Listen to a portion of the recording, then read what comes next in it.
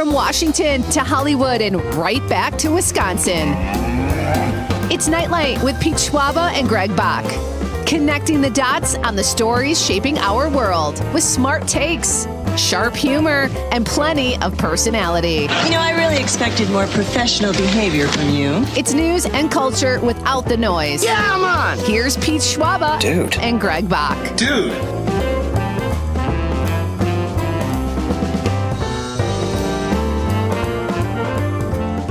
Welcome to Nite Lite, ladies and gentlemen. Happy Wednesday, everybody. Great to have you here. We have a really fun show tonight, as usual.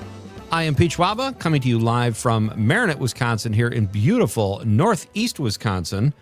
I wouldn't say it's beautiful now. It's a little overcast, kind of cold today. A little cold for May, in my opinion. But let's check in with our Nite Lite brethren and find out what the weather is like down the coast in Radio Park in Racine, where Greg Bach joins us. Hey, buddy.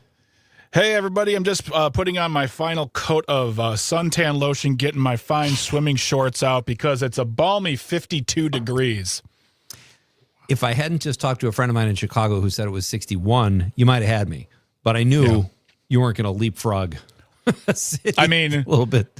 But I just think it's funny that's better than what we have. Until we get a certain degree of weather, every show is going to be you saying, it's too cold. Whoa. I make a point not to complain every night. I'm on kind of an every other pattern here, I think, to be fair to me. How are you, Greg? I'm doing well. You know, it's Wednesday. And I know people out there in the radio world are saying, yeah, good observation. It's Wednesday. Yeah. But Mondays and Tuesdays just seem to be a thing. And you feel like, oh, will we ever get to closer, like Thursday, maybe a Friday? Can we get a Thursday? And then boom, we're at Wednesday and we're here now. And by the time the show is done and I'm home, it's basically Thursday, which is essentially Friday Eve. And then it's the weekend. So what I'm hearing is Thursday morning is truly when the weekend starts.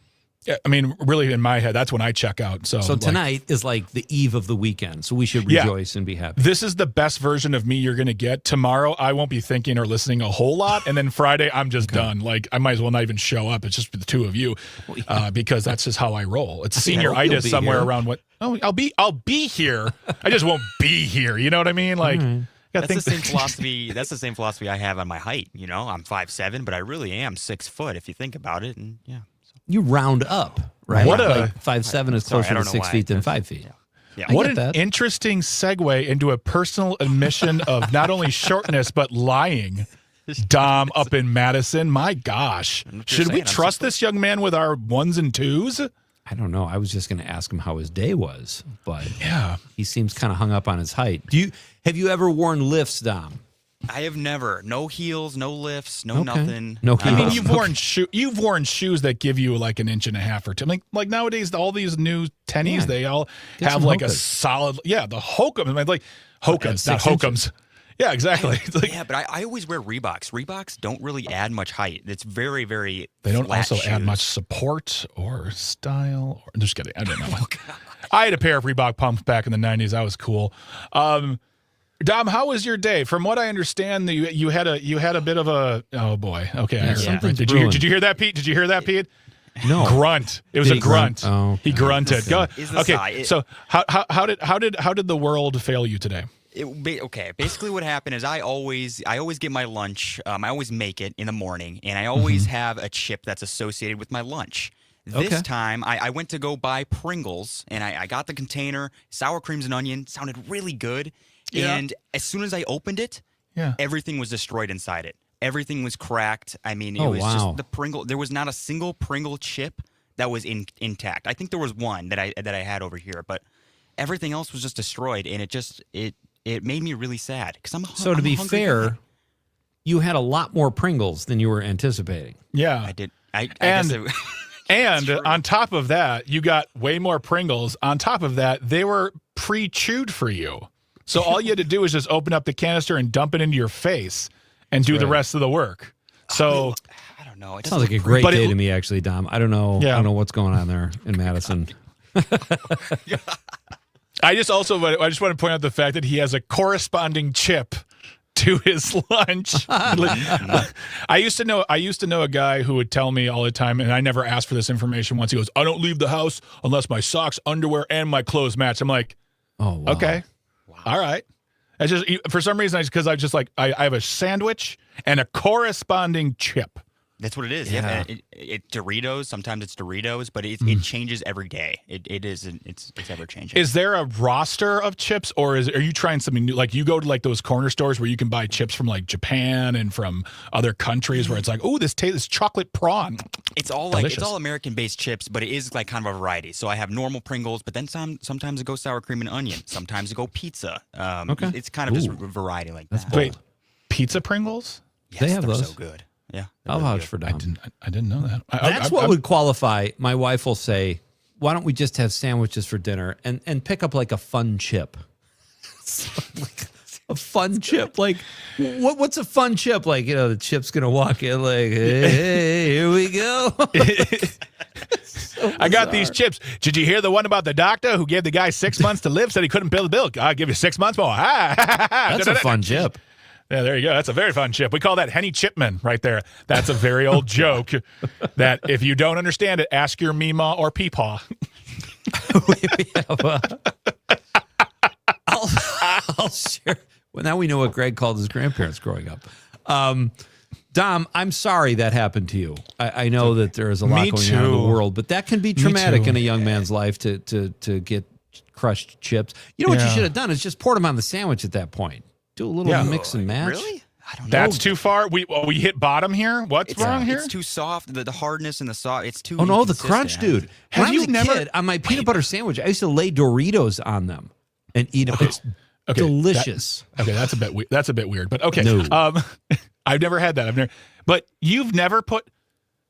Okay, so last night we had the revelation that Pete's never had cheese solo. It's always with a conduit. Not never, but I think it's strange. You said never. Those are your words. You said that to the I think I Wisconsin Cheese corrected Queen. myself. All right, well, either right. way, I'm against it.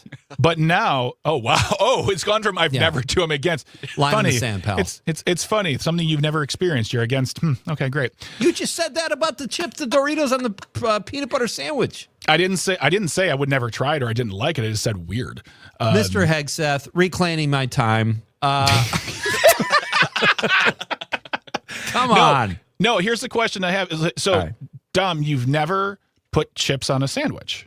Never. Never. Okay. All right. Pete and I, we're going to vouch for this one too. Okay. So next time you make a sandwich, let's make a low stakes sandwich. Not steak, but just like, there's not a lot of. Just So, a like- turkey and that's it. Yeah. Yeah, like a Turkey, turkey. some Yeah, mayo. perfect. A Pimento turkey loaf. sandwich with a.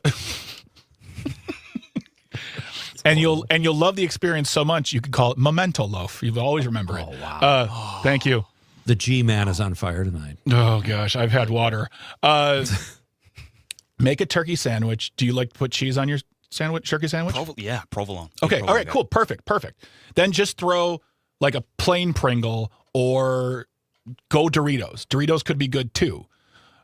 Try it. Just try it. Yeah. Or Okay. I'll take it one step further. Chop the sandwich in half, and then chop the sandwich in more in fourths. Put chips on 1/4. Try it. If you don't like it, the other 75% of the sandwich is untouched, and you're still safe. And I I might thought you take were the going to say if crust you off don't the like it, sandwich, too. I'll pay for your sandwich. Oh no, I would and that never too. say that. Hey, despite what you're hearing, folks, our crazy banter here, we do have other stuff on the show tonight, and we've got great guests. It's going to be a lot of fun. We've got Patrick DeHaan, who is a petroleum analyst for Gas Buddy. He will be here to talk to us about the rising cost of gas. And joining us in the second hour will be Dan Gardner. He's the CEO and founder of the app called Run P. It's exactly what you're probably thinking. It's an app that helps you decide when you should go to the bathroom during movies so you don't miss the good stuff. The app's been around a while. We're late to the party, but we'll get to the bottom of it, and Dan will be here in hour number 2.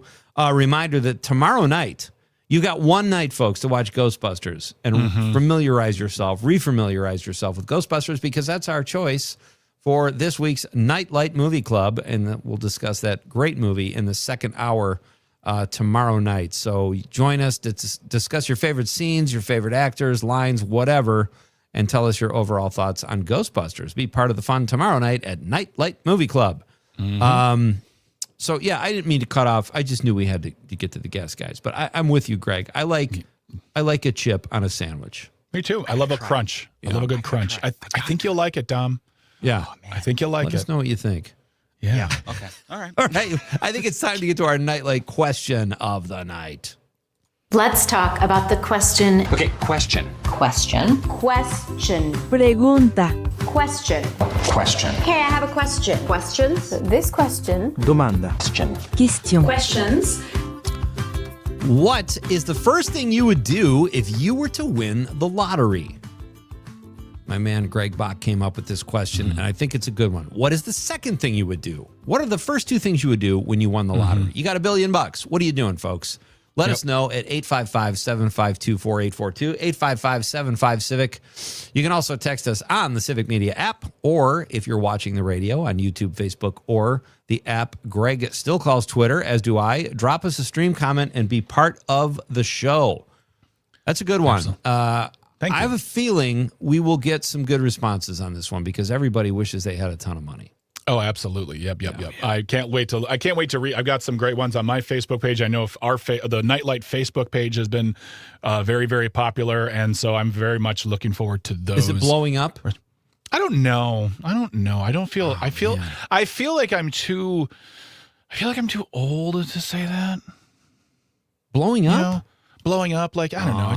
I don't feel hip enough, but my wife texted something to her colleagues once and she said, my phone's going to blow up. And then she comes back 5 minutes later. She goes, oh, you only got one blow up.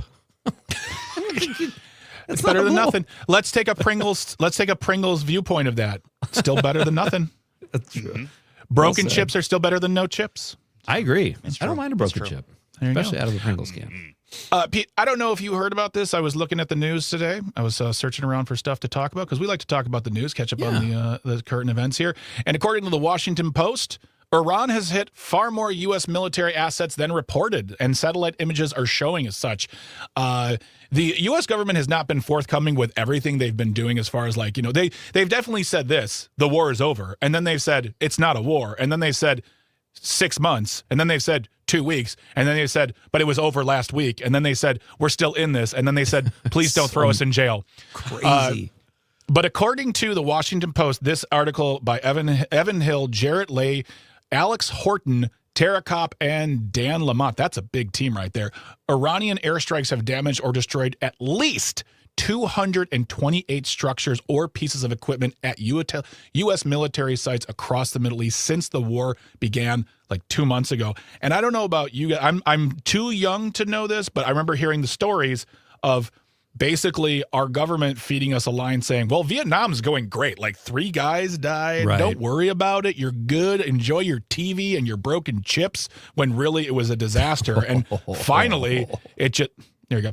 Finally, it just came down to the fact that, people like Walter Cronkite and other journalists like the Washington Post said, no, they're lying to you right now. So this story is a very, very long. We're going to put it in our show notes. But basically, and this goes back to what we were talking about with Gulnar Nikpor, where this idea that Iran is this prehistoric country is not true. They are weapons capable, modern, and they are really, really having their way with America as far as the bombings. And the information we're getting has not necessarily been forthright or forthcoming with the girls' school that got bombed, or service members that we didn't take responsibility for, putting them in harm's way.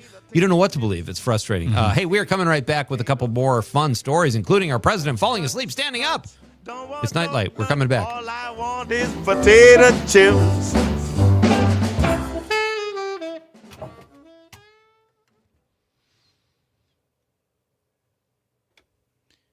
We are in break. Oh, I forgot to ask you, Dom, about the whole. Never mind. We didn't have enough time. It's fine. I saw that. I was ready. No worries. If you want to come back to it, we can do it. Because we got to get into the other things too. I was going to ask him to Gen Z the headline. Oh yeah, that's actually a fun game. That could be a fun game. We definitely Dom can. Gen Z's the headlines. that would be a perfect headline to do it too. Or could we do a where Dom gives us headlines? Is this Gen Z or is this the actual headline, like an Onion headline and a real or fake? That's a real or real or There you fake. That might take a little legwork, but I just like the idea of like him just taking the headlines and being like changing them. Yeah. Changing them up. Yeah. Dom, how would you say this? Okay. The U.S. is at war. U.S. really said, "Dang, we going to war." U.S. is at war. Lots of I crazy can't think on my stuff. feet. Yeah. A lot of strands in old Duder's head. This is not a joke, by the way. Dom, have you ever thought about taking an improv class? I have not, no. Although I was going to say, now that I've been with you guys, more so, yes. You should. There's a lot of great opportunities in Madison. I think you'd be very good at it. You think so? And it would, yes. God. It would absolutely benefit you, everything you're doing here, especially. I think, and in life, too. I believe everyone should take 1 or 2 improv courses. They should learn how to think on their feet, act with a group, communicate, move a scene forward, which helps you move life forward. I just think it's a good idea. It's not, yeah. Yeah, you guys definitely, too. You guys, 2 comedians, definitely helps as well. Well, I wouldn't go as far as saying comedian. Pete's a comedian. I'm just a... Well, you guys done? Greg. Yeah, I am. I was. You still are. I was one of the last comedians to do Evening at the Improv. Did I tell you this? No. And it was so depressing. It was in the Santa Monica Club. And it was my dream was to do Evening at the Improv because in Maryland, I grew up watching comics hanging out. They used to shoot those things outside the club between sets. It was so great. Yeah. We'll talk. Guys. Yeah.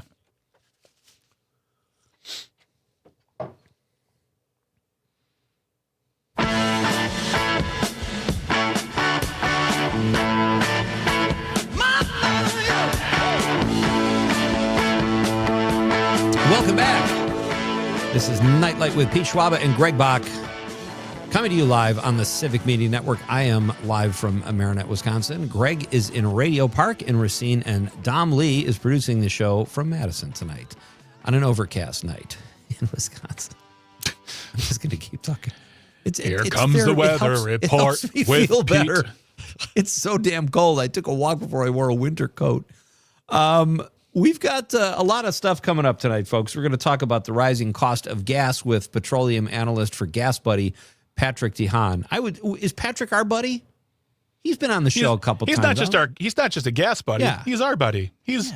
I would say he's the official gas buddy of Nite Lite with Pete Schwaba and Greg Bach. Yeah, I would say so too. We've got an official dentist, which is important for any show. And now we've got a gas buddy analyst, a petroleum analyst, which I think is important. So Patrick will be coming up after the news in just a few minutes. And then we've got, in the second hour, Dan Gardner, CEO and founder of the app known as Run Pee, which tells you when to go to the bathroom during a movie so you don't miss the good stuff. So that'll be fun. Our question of the night is, what would you do if you won the lottery? What's the first thing you do? And what's the second thing you do if you won the lottery? Let us know, 855-752-4842. You can also text us on the app or the stream. We'd love to hear from you and love when you guys are part of the show. And our movie club selection this week is Ghostbusters. We'll be talking about that tomorrow night in the second hour. So catch up on Ghostbusters and join us for that discussion as well. Greg, you were talking about the war before. It's kind of hard to deviate from that. This is all over the place. You don't know what to believe. There's stuff coming out all the time. I think I saw this on Reuters. No, it was Yahoo News. Kash Patel says the FBI was kept out of the Nancy Guthrie investigation for the first 4 days. Here's a weird thing. Why is this coming out now? Nobody has mentioned Nancy Guthrie. It was all over the news for a while. Mm-hmm. Now you have to dig for it on Google. It's still out there. People are concerned and feel terrible for that everything that's going on with Savannah Guthrie and her family. But why would he say that now? Does he feel bad that they haven't solved the case yet? They're the FBI. This is a kidnapping. I know technically it has to go over state lines for them to take over, but everything I see on TV is, we're the FBI, we're taking this over. And he's saying we were not involved in this for 4 days. We were kept out of it by a local sheriff's department. Come on. Well, first of all, we're far past the 4 days point, so my guess is they are involved in it. Second of all, people in Minnesota, like, the AG and the assistant AG and the governor and the police were very upset when the FBI was keeping them out of investigations of the death of Alex Preddy and Renee Good. They were pretty upset about that, but Kash Patel had no real, he didn't really care about that. But here's what I would say to that. If he said, hey, they kept us out of the investigation for the first 4 days, I'd be like, yeah. Of course they did. You're in charge of the FBI. Why in God's name would I give you any information about anything? Well, and frankly, it's not, I don't believe that they would put up with jurisdictional boundaries. They would just say, we're taking it over, because that's how this administration operates anyway. If they wanted to get involved, they would have been involved in those first 4 days. But that's just it. If they wanted to, this case has nothing, like, they don't care about this. This has nothing to do with money. This has nothing to do with whatever he's just whining, and he's just mouthing off, and it's a headline, and of course we're talking about it, but still, the fact, there's no way in God's green earth would I involve Kash Patel's FBI in anything that wasn't related to hockey, drinking, or using planes without authority. He's probably just coming off a bender. Exactly. So here, okay, this is another thing I saw, Greg, that I had to share with you immediately. I thought this was so funny. It was a video of Kelly Loeffler, the U.S. Small Business Administrator office. Kelly Loeffler was giving a speech. Trump was standing close to her. He was falling asleep on his feet, and there is video. And he didn't wake up until she put out some lame line, and everybody applauded. That woke him up. For you, do you think you could even fall asleep on your standing up? I don't know. Well, let's try. I'm going to stand up right now. The live stream. No, I'm not going to stand, because you don't want that shot. I'm just going to say this. Can we get Dom? Can you cue up some ovation real quick? Let me see. I'm just going to. Okay, go ahead. Anytime. Whoa, what? It was almost. What happened? Like that. What happened? It was Where'd those almost people come like from? that. Unbelievable. I mean, okay, look, not for nothing here. I'm going to, game recognize game. We're all tired in this day and age. Falling asleep on your feet, that's kind of killer right there. I mean, like, if I could do that, I'd take mini naps. Now, I wouldn't be the president of the United States falling asleep on my feet, but still recognize the ability to relax in such unrelaxing times. I would maybe lean against a door frame or something before I fell asleep on my feet. Can you imagine what that would have done? Like, you're asleep on your feet, you're out on your feet, and you keel over. And you cause a big ruckus. Kelly's ticked off at you because her speech is interrupted, which whatever the heck she was talking about. So I don't know. I don't think it's even possible. Was her speech having to do with, I'm a failed U.S. Senate candidate from Georgia, and I had nothing else to do after that, so the president had to give me a job because I put my butt on the line supporting him? Great. What do you think of that? Oh, he's asleep. Never mind. He's asleep. Never mind. Shh. If that's the kind of stuff she was saying. Peepaw is napping right now. Don't bother him. Don't clap. Oh, no. Don't clap. I'm surprised when they started clapping, he didn't wake up and immediately launch into a speech, talking about, I stopped 8 wars and the Nobel Peace Prize should have been mine, and I know he didn't stop 8 wars? And transgenderism for everyone. Because if he stopped 8 wars, he would have said 12. And here's the thing too, Biden was old, and he nodded off a couple times. And he still is. But he looks better now than he was president. Maybe he's sleeping more. I don't know. But he was old. Yeah. And Trump criticized him. Trump is old. They're just both old dudes. They're both old. They can't be in charge. Yeah. Agreed. Ridiculous. I'm going to get a nap during this break. We are going to come back in just a few minutes, folks, with our pal Patrick DeHaan. He is a petroleum analyst for Gas Buddy. Yeah, you've got the app probably. You've probably used it. It helps you go to the cheapest service station. Do they still call them service stations? I don't know. But we'll talk to Patrick when we come back. Porter! He's, Give me some gas. Patrick's always fun, and he's been on the show before. It's going to be a blast. Don't go anywhere. This is Pete and Greg and Nite Lite on the Civic Media Network.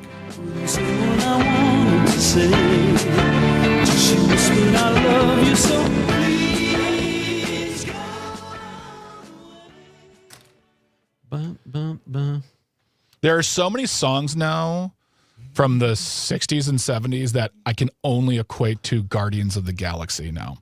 Oh, that's Every funny. single one of those songs, 10cc, I'm Not in Love, Blue Swede, that song. There's so many songs out there. I'm like, oh, that's Guardians of the Galaxy Volume 1. So Interesting. that soundtrack, by the way, that soundtrack is amazing. The first volume is just.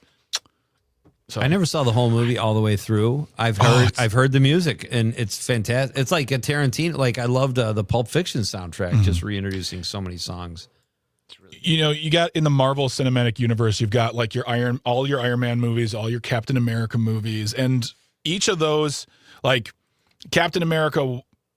Well, actually, Captain America, all three of those movies are good, and I'm not counting the Sam Wilson version. I'm talking about the Chris Evans versions, but Iron Man 2 is okay. Iron Man 3 is better than people give credit for, but Guardians of the Galaxies 1, 2, 3 are all good to get. Like that's a good solid trio. Yes, it's very, very good. Although I will say, when you watch those movies and then you watch Superman and you watch The Suicide Squad, you can see the habits of James Gunn, where he goes with everything, and there's some repetition, but it's still very enjoyable to watch. Man, I haven't watched Suicide Squad in forever. Which one, Suicide Squad or The Suicide Squad? I didn't know there was two. So there's Suicide Squad, which was written and directed by David Ayers, and that one was supposed to be very, very dark because really? Was that the more DC recent is usually. What was that? Was that the more recent one? No, so that was the first one. But here's what happened is that the first version was very dark, and then I think Guardians of the Galaxy came out, or maybe it was Thor Ragnarok, and DC panicked and they said, "No, make it light and funny now." So they reshot the movie and they had the trailer. The company they hired to make their trailers cut the movie. No way. Yeah. So the version you can see now is not the version David Ayers wanted you to see. The version David Ayers wanted you to see was much more dark. The Suicide Squad is James Gunn not redoing it, just same style, same title, but just different people with some crossover. But the Suicide Squad is fun. It's very, very cool. And Margot Robbie is fantastic. So What was that? I wonder how they would make it dark, though. You know what I mean? Like, what would they even? Would it be? I don't know. How they would make it. DC is generally pretty dark.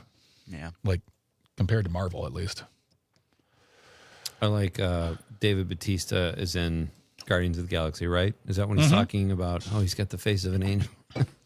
That was my introduction to him in movies. He's funny. He's so funny. Oh my gosh.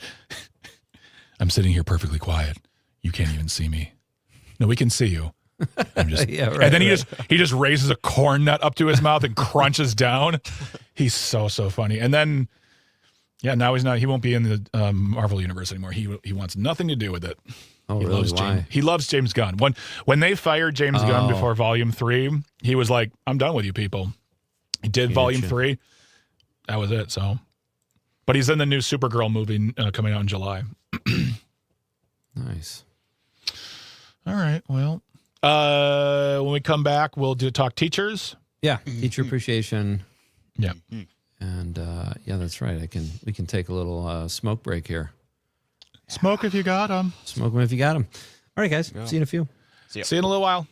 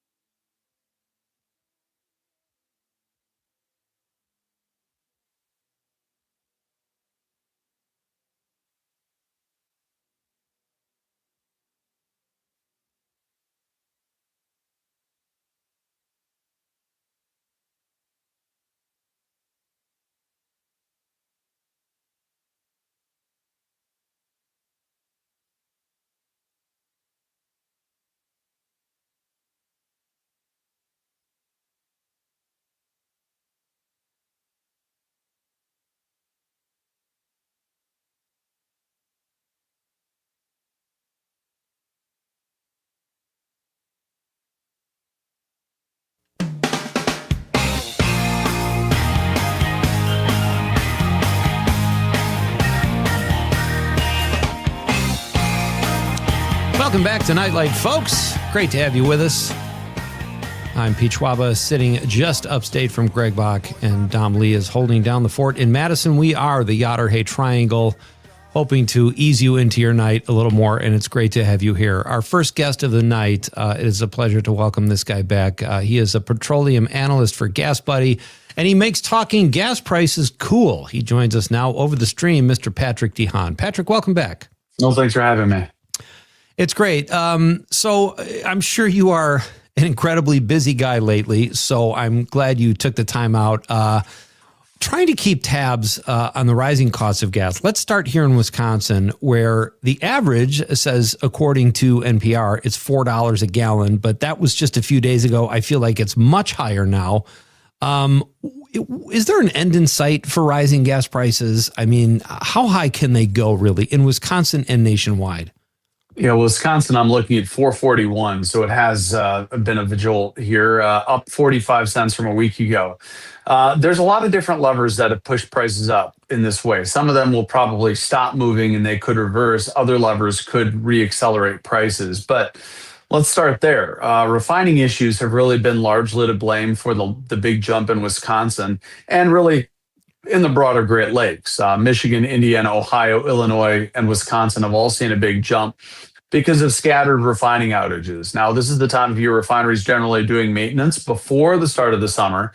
And sometimes the maintenance overlaps, it coincides, it leads to unexpected outages, just like you might take your car into the repair shop and they might say, oh, well, we found this was wrong. We need your car for an extra night. That can happen at refineries. And unfortunately, when a refinery goes down for a longer period of time, it can negatively impact gasoline supplies. So that's what we saw here in the last week. Unexpected disruption amidst normal maintenance.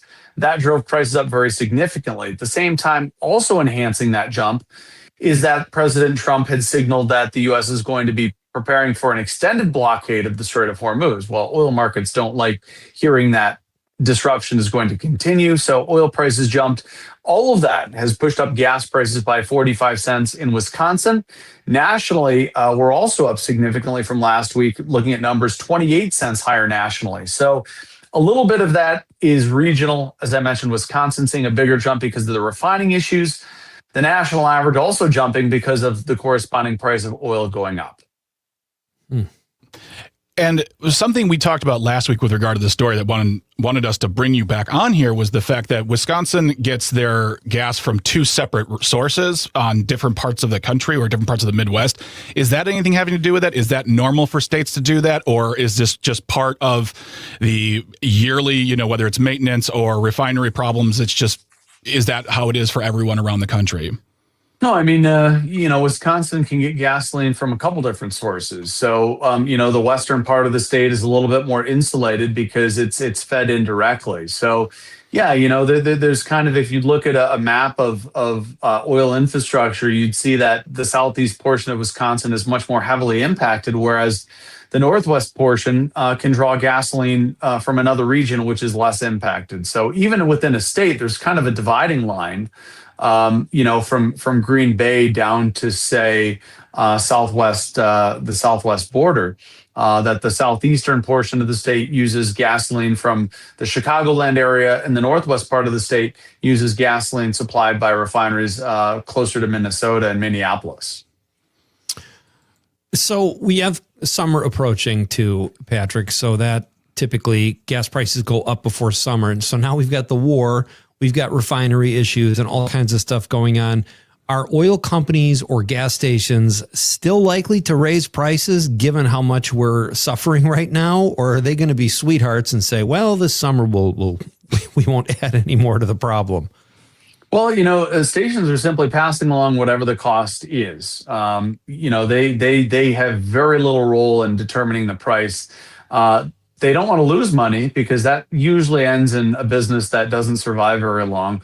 But it's been very hard for them to do that right now because the wholesale price has gone up so dramatically. Stations don't all buy gasoline on the same day, and that can impact the cost.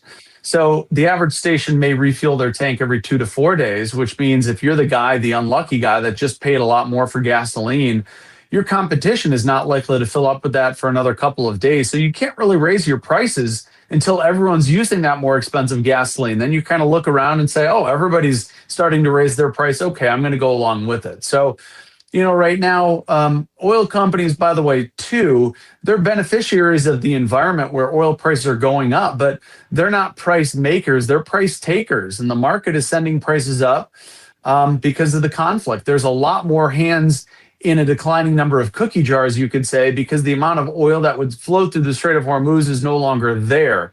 So that's putting a lot of upward pressure on the supply that is available. There's a lot of folks out there who, they hear one social media post and they think they become experts in the world of oil and gas. And folks want to talk about how little we may rely upon any sort of oil from Iran. But it does, even if we got 0 or 100%, no matter what happens there, it always has an effect on everyone globally, regardless of whether you take part in their oil or not, correct? Yeah, absolutely. And, I was reading a book on brain surgery. I suppose by the weekend I might try my hand out.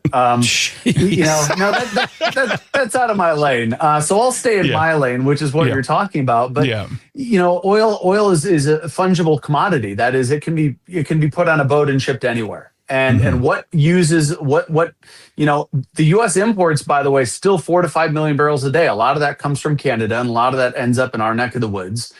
We also export about 5 to 6 million barrels a day. So, to pretend like we could not get that oil from Canada and Mexico and we would not export. You can't really fence yourself off when something can be shipped overseas. It doesn't really matter. When it can be so mobilized, what we're using can be sent somewhere else. What we're producing can be sent somewhere else. And that's why it's impossible for us to just pretend like the world doesn't exist, is because oil companies, just like if you put your house in the market, you're not going to accept the lowest offer in your house, right? That would be wild. Oil companies are essentially doing the same thing. Customers in Europe are desperate for oil because a lot of their oil's gotten blocked by the Strait. So European refineries are saying, we'll give you more. And U.S. oil companies are saying, okay, we'll send to you, because that means we'll have more money to drill for more. We can raise production. We can do more things. We can raise investments. And that's why you and I are paying more, is because we can't fence ourselves off. What we consume can end up overseas. Our guest is Patrick DeHaan. He is a gas analyst for Gas Buddy, a petroleum analyst for Gas Buddy. He joins us here on Nite Lite again to discuss the rising costs of gas. Patrick, aside from our own personal purchasing of gas for our vehicles, we've got airlines, delivery trucks. What are something we might not realize right now, but how might these gas prices affect us in ways we don't quite see yet in the coming months if this continues? Well, look at my backdrop for a moment. Everything that's sitting behind me has gotten to where it needs to be via delivery trucks, via diesel. It's produced with oil. The shelving over here I have was at a retail store. It got to that store with diesel. It was shipped overseas with diesel or marine or bunker oil. So everything that you have around you got to where it needs to go with some form of oil, whether diesel fuel, whether jet fuel, whether gasoline in those Amazon delivery trucks. It may be derived of oil. Look at everything behind me again, plastics everywhere. So all of that is made out of oil, and then it uses oil to get to where it needs to go. So, you go to the grocery store, all your groceries are on the shelves because diesel-powered delivery trucks. When you go to the home improvement store, it's spring. When you buy that mulch in your home improvement store, all of that is very dense, bulky. It's all moving via diesel fuel.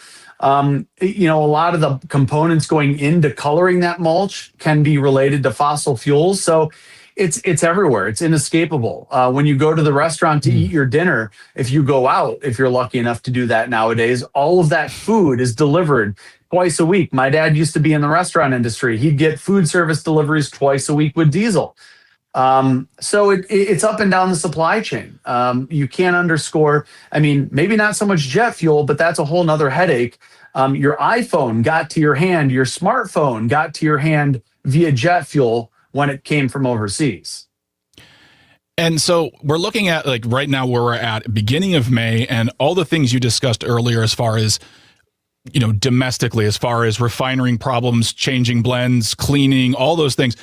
In the next let's say the next 4 to 6 weeks, will we see a drop in prices from those things being done, completed, fixed, or whatever? Or are we looking at, I know I'm not asking you to be a genie looking into the future, but for the things that are very quantifiable, will we see drops in prices once there's a little more flow to what's happening, at least here in the United States with our oil? Might need to rub the lamp to get an answer on that. But no, I mean, yeah, absolutely.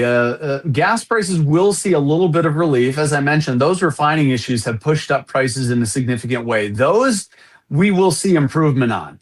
The bigger question is, will there be offsetting factors or aggravating factors that push prices up at the same time? I think it's very simple. A lot of Americans probably believe it's one factor driving oil at a time, right? But there's not. There's all these different levers, and they're all balancing in different ways. So if refinery relief, which is starting, by the way, Wisconsin here in the days ahead should tiptoe a little lower. The worry is, will Iran decide to attack somebody else in the Middle East? Will the U.S. attack Iran? Will that aggravate oil prices? At the same time, we're getting relief in one area. We may be getting more pain in another area, and all of that can offset and interact with itself. So we should see some relief here in the days ahead. But if something drastic happens in the Strait of Hormuz or in the Middle East, part of that relief may be offset by a potential rise in oil. It seems like there's no end in sight for the war or peripheral turmoil in the Middle East anytime soon, it would appear. Again, I'm not asking you to predict the future, but how high can prices go at the pump where people go, forget it? I'm not going to drive anywhere. The magical demand destruction. Well, what I might say might be $5. You might say $5.50, and a couple other folks might say $6. So it varies depending on your means. Very contingent on how much money you make, how much you can spend. Generally speaking, I would say that the pressure would really ramp up when Americans hit $5.50 or $6. As a national average?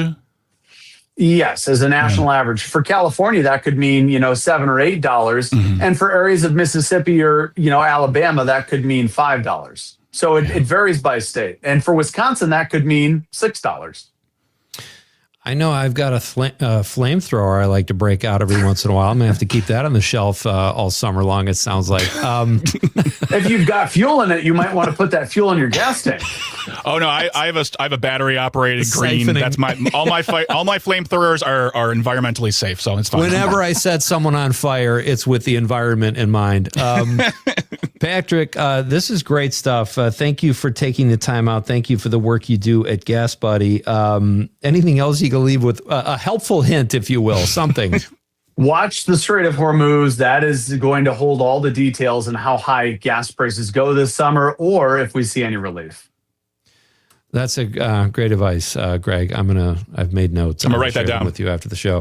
Patrick DeHaan from Gas Buddy, thank you so much. Keep us posted, and we will continue reading your articles and watching you in the media doing the great work that you do. Thank you so much. At least somebody reads the articles. Thanks for having me. Well, we do.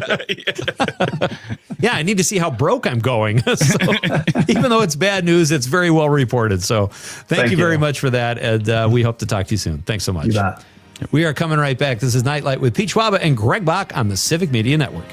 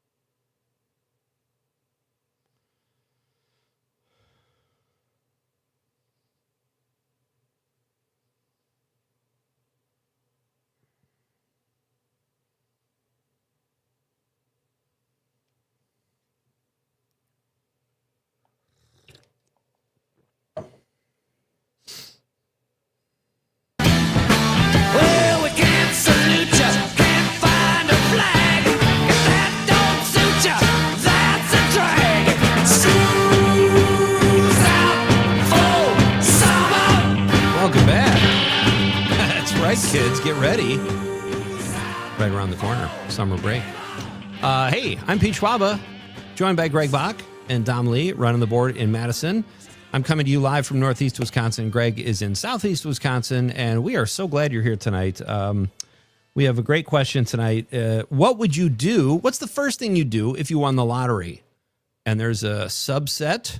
What is the second thing you do if you won the lottery? So have fun with that one and let us know. We'll read your text in just a few moments. But a reminder, tomorrow night is Nite Lite Movie Club in hour number 2. And this week's movie is Ghostbusters, brought to you by our senior producer, Tucker Legursky, who picked that movie. And it'll be fun to discuss. Great lines from the movie, great scenes, and it's spawned a franchise as well. So be part of that as well. We hope you guys will join us for Nite Lite Movie Club tomorrow night.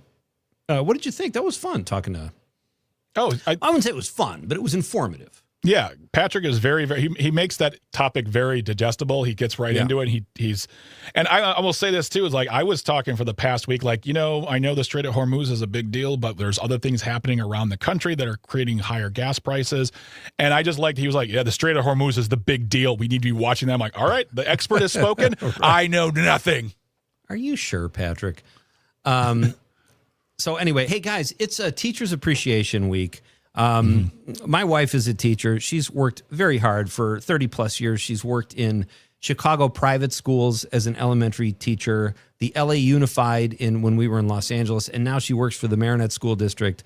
And I just want to give a shout out to her and all teachers because, somehow for a while there, it seemed like politically teachers were the problem. And it's like, what? Like, it used to be like one of those professions like nurses where it's like, well, those are very kind-hearted people that go into those jobs. And my wife is one of them. And just to give you an example, we were at a New Year's Eve party 3 years ago, or a couple of years ago. And one of our neighbors ended up being in her class. So we're all partying and having a great time. And the neighbors are there and their son, Cooper, is sitting on my wife's lap and she's reading him a book at a New Year's Eve party. It is truly in her and many teachers' DNA what they do. They are it's what they are. They teach, and I just want to give a shout out. I think it's great. I will share this. When we first started dating, she was correcting papers one night, and she asked me if I would help her. I said, sure. And after I corrected the paper, I corrected like 20 papers, and I wrote, see me, after the score. And just a little prank. And she had all these kids coming up to her the next day. Like, do I have to see you? Do I have to see you? She's like, and she gave you a third date? She gave me a D+. Wow. So I thought that was charitable. Anyway, shout out to teachers. I think there's no better way of saying it than a calling. It's a calling. Well said. When you get into a profession that, in this country, I should say, that pays pretty poorly, undervalued pay. Yeah. And you teach in a country where you have leaders who are trying to constantly not only defund you but undermine the work you do, right, and then refer to you. And I'll never forget this too. This is when Act 10 and 32 happened, referring to teachers as moochers and takers. To me, they're owed like. This country, when every teacher who retires, they should just get a check from the government of a lot of money to say, yeah, sorry about all of that. We're really, sorry about the way we treated you because, and I feel like the same thing happens to nurses too now. Like after the pandemic, we were all like, the nurses are the greatest people on earth, clanging the pots for the nurses. And then that all went away. And we were like, the nurses were like, can we get more help? Can we get like more money? Can we get more resources? Like, no. And shut up. And do your job. It's just so despicable. So, yeah, absolutely. I mean, I for a half a moment considered being a teacher, and then I reconsidered and said, I can't do this job. I know a lot of friends who are teachers, and I know a lot of friends who have quit the profession because this country does not appreciate them. And it's sad, and it makes me very angry when I think about it. And it's interesting when they go into this profession, and I hear this from people who, when the Act 10 stuff was going, they get summers off, they're done at 3:00. No, they're not. And guess what? They go into a profession knowing they're never going to be rich. Those salaries are capped pretty much, and you have to work 20 years to get to the cap. It's ridiculous. They go into that knowing they're not going to make a lot of money, which to me is even more admirable. But then to have benefits cut, like teachers used to have good benefits. That was the rub. Oh, we don't make a lot of money, but we get good health care or a good pension. That's gone. That is gone now. They are working only for the salary, and their health benefits are no better than anybody else's. So that's my And rant. part of that salary is being put towards buying their own supplies too. Yes. That blew my mind when a teacher told me that. Dom, what do you? I mean, we're two guys sitting here talking. What are your thoughts? Yeah, I have a friend who is just graduating from Illinois State. He's going into elementary education, and it is a very difficult profession. It is just in general. He said he has to do lesson plans every single day, 5 days a week, and it takes about 5 to 6 hours. 5 to 6 hours just to do lesson plans, just to put PowerPoints up. It takes a lot of work, and he even says, he's like, yeah, I don't recommend people going into this. And that's a high burnout rate. That's very well said. And to your point about lesson plans, my wife will feel like just garbage some days, and I'll say, take a sick day, and she's like, it's more effort to go there and get ready for a sub than to take a sick day. She'd rather just go because she runs her class well and they're not unruly or anything. But I'm like, that is insanity. You have sick days to use and you don't use them because, I mean, it's whatever. But tip of my hat to all the teachers out there. And I'll say this, we are in election year. We've got a lot of seats up for grabs in Wisconsin, in Madison, or in the State House in Madison. And I think if this is something that's near and dear to your heart, people who are knocking on your door for the job, ask them what they think about education and teachers, education funding, and see what they think of things like voucher programs and things of that nature. And that's how you find out who represents you truly. And I think appreciating the teachers should be more than just what we're doing. I mean, this is fine, but it needs to come at a greater thing, like making it worth their while and making them feel appreciated both in their pocketbook and their hearts. So, yeah. Very well said. All right, we are going to come back and read your texts, folks, after the news. Our question is, be part of the fun, ladies and gentlemen. What is the first thing you would do if you won the lottery? What is the second thing you would do? Let us know. We're reading your text next, and then we're going to talk about the Run P app at 6:20. It's going to be a blast. Don't go anywhere. This is Nite Lite with Pete and Greg on the Civic Media Network.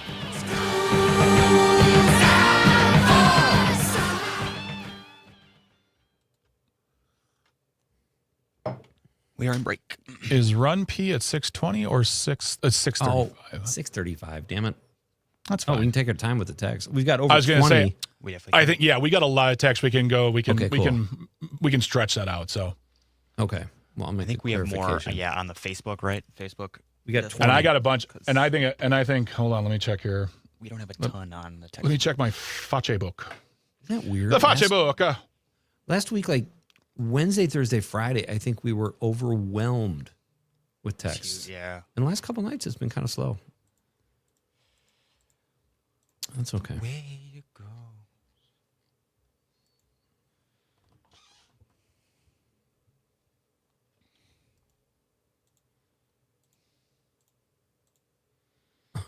Jeez. Yeah. I just saw your. Yeah. School's out for summer.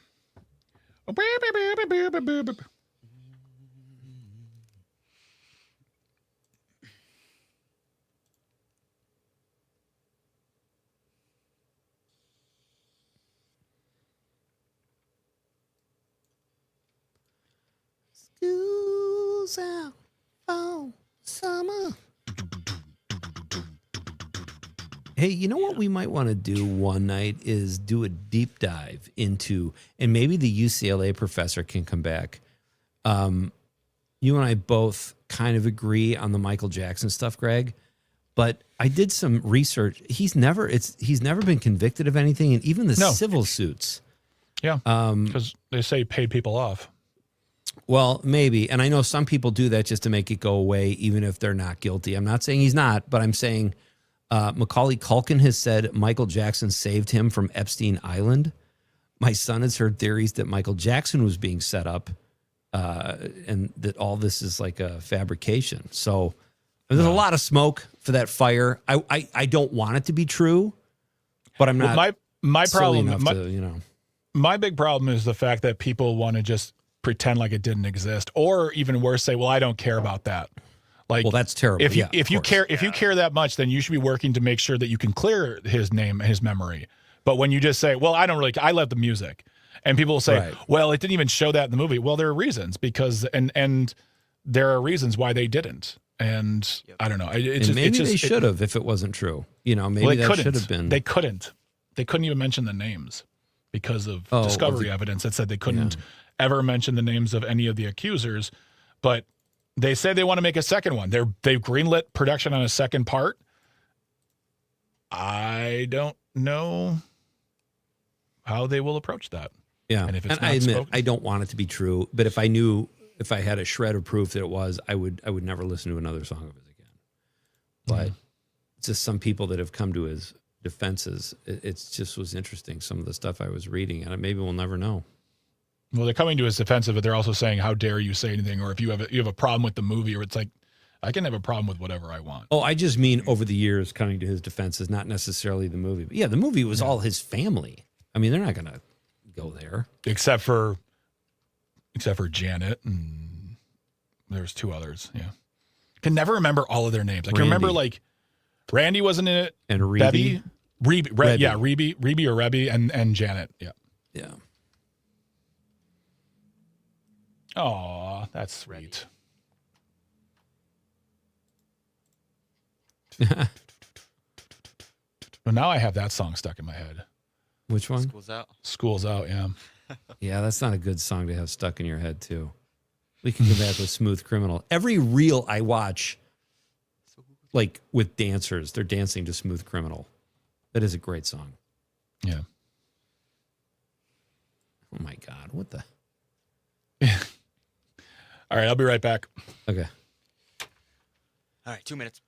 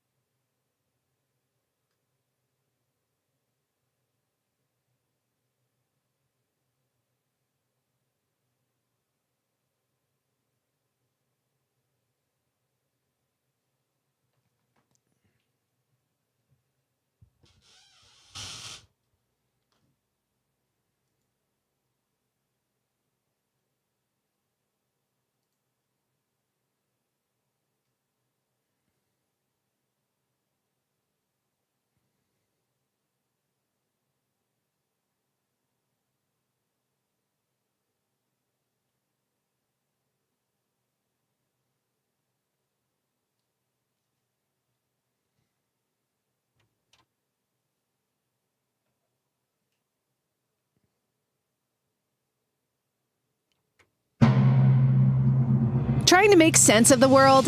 You've got Nite Lite with Pete Schwaba and Greg Bach. Call our toll-free number now. Headlines, culture, and real conversation. And now, our feature presentation. Here's Pete and Greg.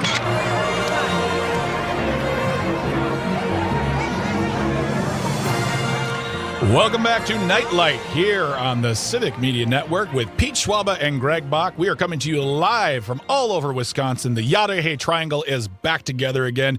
Southeastern Wisconsin at Radio Park. That's me, Greg Bach. Up the coast in Marinette, a.k.a. Christmas City, USA, is Mr. Pete Schwaba. And then all the way over in Madison at HQ for Civic Media is Dom Lee on the ones and twos. And we are so happy you're joining us this evening. Thank you so much for being here. If you missed anything from the first hour, you can always go to civicmedia.us/shows, download episodes, and listen to them at your, as the British say, leisure. I'm fancy. Well done. You can do that anytime you like. You can also get in touch with us however you would like. You can call or text. The number is the same, 855-752-4842, 855-75-CIVIC. Leave a comment on the live stream. We're currently streaming on Facebook, YouTube, and the platform we still call Twitter. And here are two other ways you can get in touch with us. Guys, you ready for this? Are you ready for this? First, you can get in touch with us via the Civic Media app. Oh, my goodness. call, text, leave a voice message. You can listen to live shows. You can get your news. Download that app right now. Get it on your device. It's absolutely free. It's a great way to stay in touch. Plus, if we have ourselves some contests, you can always be part of that when we do our text to win contest. So the Civic Media app is there for you. Download it today. And also, finally, give us an email. Nite Lite, NITELITE at civicmedia.us. You got an idea for a show, got an idea for a guest, topic, maybe a movie for the Nite Lite Movie Club. Get in touch. Nite Lite at civicmedia.us. And that's how you get to be a part of the show. Love to hear from you, absolutely. In this hour, we're very excited after the 6:30 news to be talking to Dan Gardner, who is the CEO, developer, creator of the Run P app, which is an app for your device which tells you when you can go to the bathroom during a movie. And I feel like that is important with these comic book movies coming up this summer. They're usually 2.5, 3 hours sometimes, and that icy goes fast, and it goes right through you. So, but those don't have caffeine, at least, right? Ices? I don't think so. No. Yeah, I don't think so. I don't believe so, unless you throw. I wonder if you could put chips in there. What if you put chips in your icy like a sandwich? There you go. Oh, the way he rocks his chips. Exactly. Exactly. Come on. So yeah, get in touch with us, and Dan will be here after the 6:30 news, and then we'll be wrapping everything up with the nightcap. So we're gonna have a great time this hour. Let us restate the question of the night. Dom? Let's talk about the question. Okay, question. Question. Pregunta. Question. Question. Okay, I have a question. Questions? This question. Domanda. Question. Question. Questions. What would you do? What would be the first thing you would do if you won the lottery? And what would be the second thing you would do? Give us a call. Give us a text. The number's the same, 855-752-4842, 855-75-CIVIC. Again, leave a comment on the live stream. We're on Facebook, YouTube, and the platform we still call Twitter. And get a hold of us via the Civic Media app if you'd like.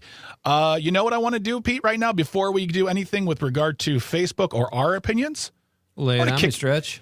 Kick it over to Ollie in the Northwoods, who's on the phone answering the question. Ollie, it's so good to hear from you. Hey.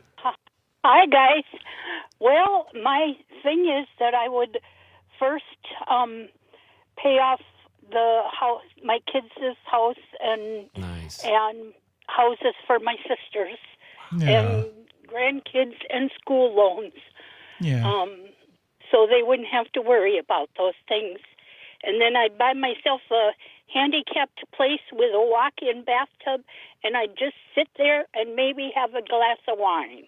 Oh, yes. Nice. Really? I love that, Ollie. Very my humble God. response. That's great, Ollie, Ollie. it doesn't surprise me at all that the first things you would do would be taking care of the ones you love. That is who you are, and I'm telling you right now, I've missed you. I'm so glad you called in tonight.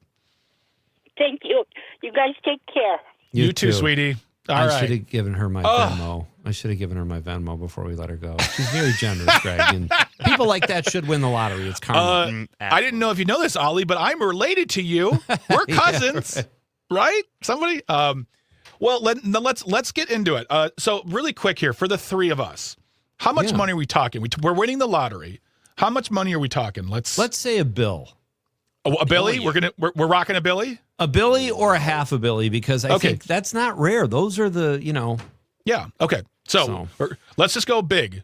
Rocking a half a Billy. Pete, you go. What do you do? What's the first and second thing you do? I was being kind of tongue-in-cheek, but I said I would hire Van Halen to play my birthday party, get a full makeover, including a perm, calf implants, and a butt tuck.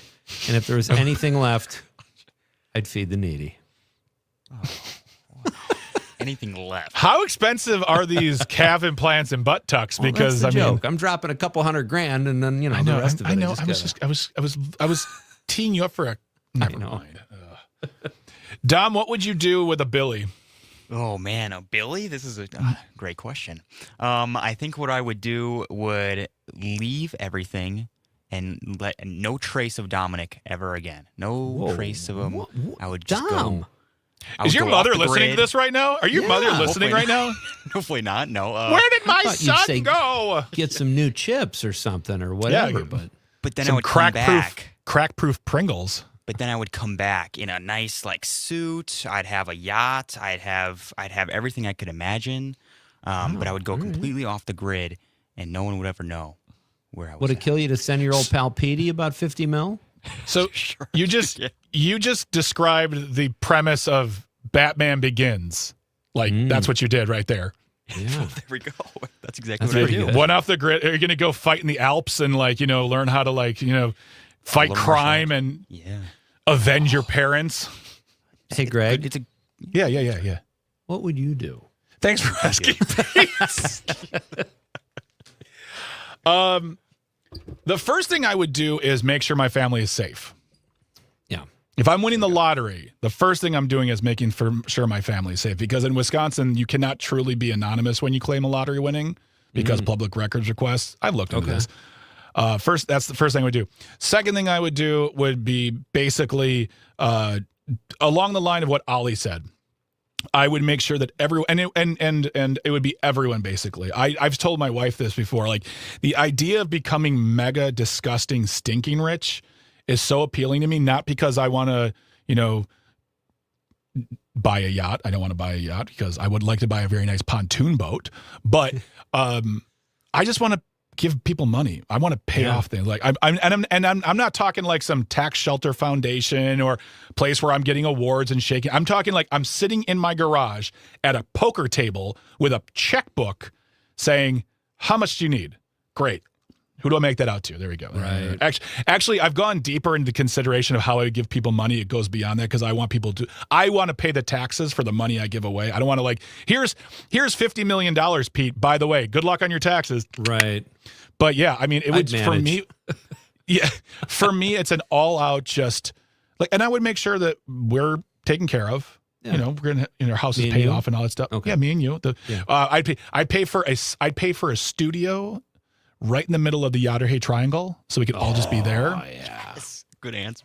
But yeah, I don't have any interest in being overly whatever. Like, I'll buy myself some things. I'd buy myself a pontoon boat. I'd buy myself like cool things, but I'm not looking to become a Bezos or an Elon Musk. I would do what Bezos' ex-wife is doing, Mackenzie Scott, trying to just give away as much money as humanly possible, which is almost impossible with that amount of money. It never truly goes away. So that's what I would do. I'm at the age now where I don't want a lot of stuff. I just would rather give it away. Purely. I'm with you. I don't want stuff anymore. And people say, what do you want for your birthday, Christmas, whatever? Nothing. Let's have lunch. Let's play a game. I want a memory. I don't want stuff anymore. It's overwhelming. But those are great. Those are all great. And obviously, I was being funny or trying to be, but I would definitely, take care of my family first and, see what else happens. Before we get to the text line, I want to tell you about a conversation I had with somebody a long time ago on this very topic. And I had the same viewpoint back then. I was like, I'm just going to give the money away. I'm like, how much do you need? How much do you want? What do you need it for? Instead of even giving you money, I'll say, I'll pay off your loans. Because that way, again, you get away from the tax implications of it all. My friends, they go, oh yeah, I would totally do that too. Greg, I'd give you like $10,000. I was like, that seems light. That seems very light. That doesn't feel like pay off school loan money. That just feels like, oh, good, I can afford maybe a surgery if I have to get one.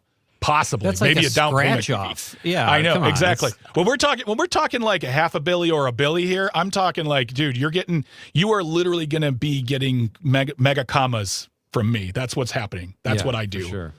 In this hypothetical world where I'm rich. Where it could happen though. That's the lure of the lottery. Remember the Simpsons thing? Never where heard of it. They did a commercial where all these people are like, I just won the lottery. I just won the lottery. I won the lottery too. And then they pull back and Homer's watching, and the disclaimer at the end of the ad is actual chances of winning is 1 in 632 trillion. Oh, and that's what it was. The tagline was everybody's winning the lottery. So great. What do we have, Dom, on the text line from the people on their thoughts regarding winning the lottery? We have quite a few. We have Monica from Mount Horeb saying, making a storm shelter for me and a rescue center for animals. That's such a good answer. Wow. Yeah. Wow. Really nice. I already liked Monica. Now she's off the charts. Perfect. Great. We have John from Columbia saying, please help us save the world. I would try. Yeah. I would throw a bunch of money into elections for good people. So I hate to say this, but $1 billion is not save the world money. It's great money, but like That's like the new millionaire. Like you could burn through $1 billion, Yeah. Wow. Yeah. I'm a billionaire. Oh, how many? I have 1 billion. Adorable. Right. I don't have billions. What else we have down? Yeah, we have Melissa from Willie Street. Said the name right, Melissa from Willie Street. If I were to ever win the lotto, my first thing I would do is tell some people exactly what I think of them. Nice. Dang. Well, all right, there we go. Find some new friends. I'm with you, Melissa. We also got John texting in again, said, keep enough to get by, give the rest to good causes. Exactly. Good. Lovely. We got Rachel from Milwaukee. This is not really answering you to the question, but said, hello, fellas. It's me, Rachel. Thank you for the birthday messages. I appreciate you, and I'm loving the new dynamic. Thank you, Rachel. Okay. Thank you, Rachel. It was all my idea. Great to hear from you instead of that guy you're with for a change. Also, Happy New Year. Happy New Year. Happy New Year. Let's see what else we got. We got John Murray from Madison. Said, I got 5 out of 6 on a Super Cash ticket a while back. Thought I was going to get a huge boost. Almost fainted and had to sit for a second and collect myself. It was just $500. Somehow it was terribly disappointing. Yeah. Not sure I will survive a real Powerball jackpot. If I do, I call in dead and work, and then I call a lawyer. There we go. Yeah. Yes. You call a lawyer. You make sure your family's safe. I mean, I hate to be like a no fun here, but it's like the idea of calling private security too. Like you have to protect your family. Like that's the first thing you have to do when you win that kind of money. So, all right, folks, we're going to get to the rest of your text messages in just a little bit, including your Facebook messages. The question of the night is, what would be the first thing you would do if you won the lottery? And what would be the second thing you would do if you won the lottery? And that is right here on Nite Lite with Pete Schwaba and Greg Bach. Don't forget, coming up after the news, we're going to be talking to Dan Gardner, the CEO, developer, and creator of the Run P app. So don't go anywhere. We're kicking back, having some fun. Get in touch with us. We want to hear from you here on the Civic Media Network. Stay tuned and stay close. So they say, is the root of all evil today? But if you ask for a rise, it's no surprise that they're giving none away, away,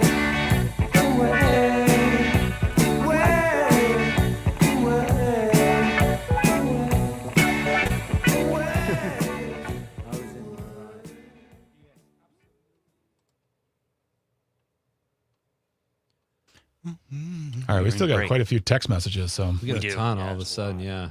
Yeah. Is good for this. We'll do it this segment as well. Well, we'll come back. I'll throw it right. I'll restate the question, throw it right back, and then we'll go to Pete first. Maybe do like a couple from Pete, a couple from Dom, and then I'll save mine for the end of the show. Perfect. Yeah, let's at least try to get through the text line ones and gosh, I just feel like I'm getting sick. Oh no. It's fine. No.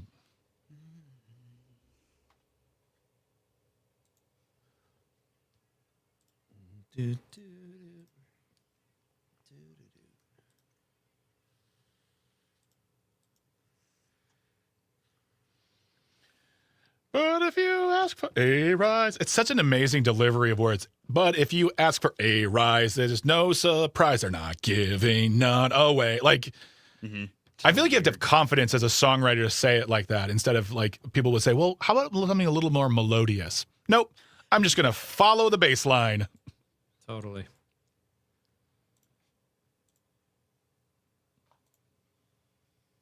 We got a call from Ollie too, or a text from Ollie too, Don. It's from daughter or something. Yeah, it's very cool. Can't hide on a yacht.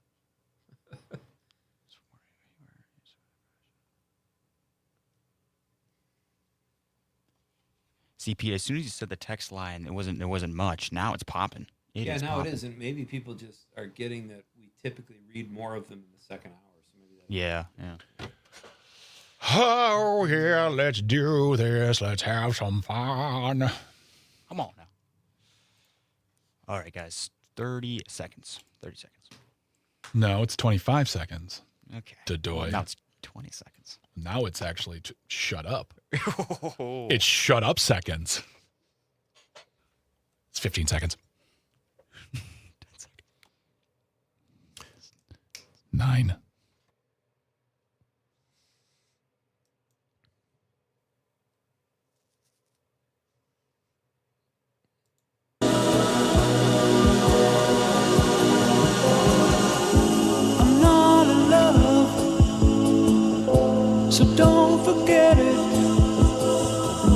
It's just a silly face. Welcome back to Nite Lite with Pete Schwaba and Greg Bach here on the Civic Media Network. You can always get in touch with us, 855-752-4842, 855-75-CIVIC. Leave a comment on that live stream. We're currently streaming on Facebook, YouTube, and the platform we still call Twitter. Still ahead, talking to Dan Gardner, who is the CEO, the programmer. He has a bigger title, better title than that. I lost it there. Founder, there we are. Yeah. My doc is all crazy. Of the Run P app, which is a great app that tells you when you can go to the bathroom during a movie. He'll be here after the 6:30 news in a little bit, so stick around for that. But right now, we are delving into the question of the night is what would be the first thing you would do if you won the lottery, and what would be the second thing you would do? Pete, we got some comments on the Facebook page, so let's get to some of those while we got it. We do, and real quick, just to bang out these stream comments, Daniel Berry Sports Highlights says, "What's up, chat? Happy Wednesday. Happy Wednesday, Daniel. Hey, Daniel. Great to hear from you." And Lisa Potts, this was toward, just didn't want too much time to go away, or to go by Patrick DeHaan's interview, the new blueprint for humanity.org. Thank you very much, Lisa. Thank you, Lisa. Appreciate that. Yeah. Yeah, I had Dan Davies agreeing with me that calf implants are key. Which is good. It's good to have a voucher. Ross Bigley says, pay off debts, then go back into debt, making a film. Nice, Ross. Our pal Danny Wheels says, first thing, tell my wife and son. Second thing, hire a lawyer and financial advisor. Mm-hmm. That's interesting. Daniel usually has like a snarky remark, but he's taking this very seriously, like it might happen. So stay close, because we've Daniel. all thought of this. Yeah, exactly. All thought of this, yeah. My pal Tony Diamond, who posts beautiful pictures of Santa Monica, says, once the check was safely in my account, I would pay people to change their names to Sebastian and Xavier. Okay. Our pal Amanda Nimmer, social media guru, says, hire a lawyer, tell no one, pay off debts. She's thought about this too. Yeah. Tiff Bury says, I would have so much fun buying things for my loved ones. Then I would buy myself a nice little farm and adopt some rescue horses. Some of these are melting my heart, and now I feel bad. I was trying to be funny, but that's no. Well, then okay. So beautiful. Pete, so let's restate the question really quick. What would be something you would do if you got it? I'd probably put like $100 million away for my immediate family, extended family, and then I'd try to give the rest of it away. Probably like I don't even want to get used to that kind of money. Yeah. But I would talk to a financial advisor, and I would say, give me some screw you money that my family and I could have so we don't get screwed over by the government or whatever. I would want to know, have some kind of safety net there. Then I would give it away. There you go. Dom, do we have anything? Oh, sorry. Go ahead. I was going to say, no, that's okay. On the text line, do we have anything else on the text line? Yeah, we still have quite a few. We have John Oh my Murray. gosh, everyone's got texting in. ideas. Yeah, it's very, very popular here. I would tell no one. That's what John Murray said. And he said, except for Peter, when I offer to finance his next movie. He always calls you Peter. I love that. I'm okay with that. Well, me too. He said, got to give it all away. Might as well support the arts as much as possible. I accept, John. Very Make true. the check out to Schwaba with an S. And then he said, can't hide on a yacht. It's like a neon sign. He was referring to me because I would get a yacht. But this would be after the fact. When I hide, I would come back, John. I would come back. And yes, then that's true. Yes. And he would avenge crime. Yeah, you fight crime and avenge the little people. Hopefully. And then Melissa from Willie Street said, I'm with Dom. That would be my second move. Thank you, Melissa from Willie Street. Anna from Madison said, hi, Pete and Greg. I would buy a condo and take a Mediterranean cruise. That's Love that one. Yep. Nice. What do we got here? What else we got on Facebook before we have to get on out of here, Pete? I lost my place here. Mike Desitel, cash the check, spend it all at the dollar store. That would drive a few people crazy. Oh my God. My pal Robert Bro, a very fine opera singer, says he would help finish the Menominee Opera House, which has been rehabbed for the last few years, and endow it in perpetuity. I'm not surprised, Bob. We would love it if you did that. Stacy Sue says, go to Sweden with my American family and see my Swedish relatives, buy a house in Sweden. Sean says, disappear. Okay. I bet a lot of people would do that. Yes. Dan Davies, I'd walk naked down College Avenue in Appleton. Naked is the name of my dog. I kind of thought that was coming. Well done, Dan.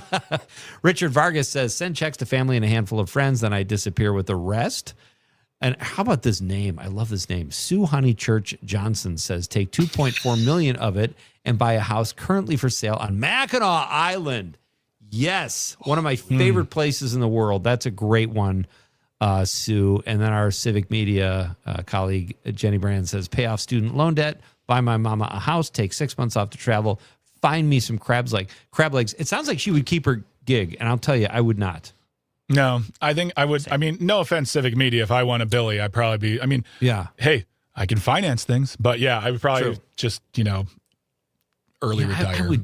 Honestly, Greg, I would probably keep doing this show. I would probably continue working for Civic Media. This is fun, It's not work. Bored. Yeah, you'd get bored. I'd do the thing that Steve Jobs did back in the day when he got back to Apple. It's like, pay me $1 a year. Is that what he did? Good. Yeah, he took the stocks. He took the stocks. He paid the stocks. Well, but they paid him $1 a year. But yeah, cool. Well, we're going to be talking more about this. And is there any others, Dom, we want to get to before we crack on out of here for the commercial? Yeah, we got a few more. We said John Murray again says, now we know what it takes for you to get a pontoon.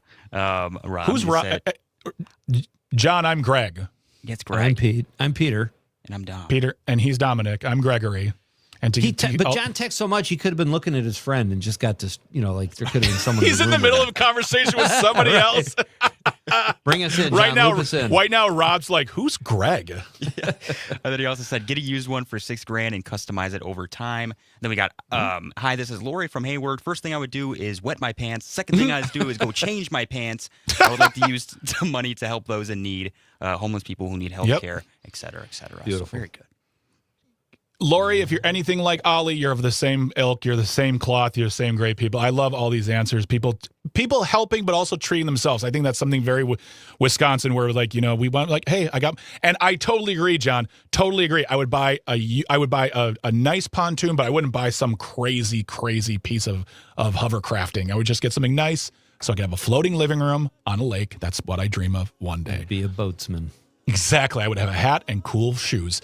All right, we got to take a really quick break for the news, but when we come back, we'll be speaking with Dan Gartner, CEO, developer, creator of the Run P app, here on Nite Lite with Pete Schwaba and Greg Bach. Stay tuned. Stay close.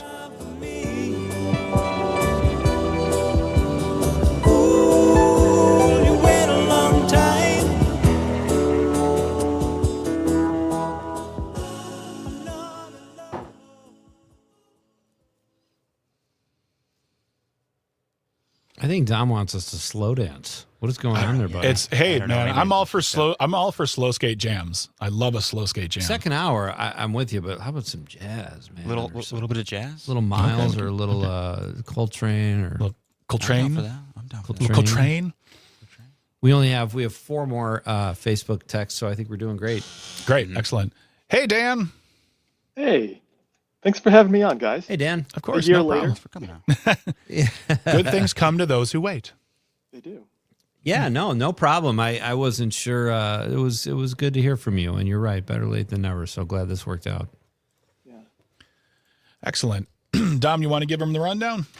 Yes. All right. So this will be one segment. It'll be from 35 to 49. So it'll be about 14 minutes. When I do this with my hands, that is 3 minutes. That is 2 minutes, and that is 1 minute. When I hit 1 minute, that means wrap up your last thought, because we do have hard breaks, and we got to get out. I don't know what Greg's laughing at. I'm laughing at the world right now. I just had a text message from a friend of mine, so. But I thought it was because I'm not laughing. I'm not laughing at you, Dom. I'm laughing at my phone. My wife just sent me something. Who's also a friend of mine. But yeah, Dan, any questions? No, I'm good to go. You guys hear me okay? Everything cool? Yeah, sounds perfect. Where are you joining us from, Dan? Asheville, North Carolina. Oh, nice. Wow. Nice. Yeah. I have so many friends that left LA and went to Asheville. Yeah. My aunt. We see a lot of LA plates around here. Yeah, I bet. Or How long have you been there? 12 years. So I'm kind of like practically a native now. Yeah. Oh my! You were there. You were there before it was cool. Right. Yeah. I was here before the real estate price went up. That's for sure. Well, that's fantastic. Yeah. I wouldn't be here.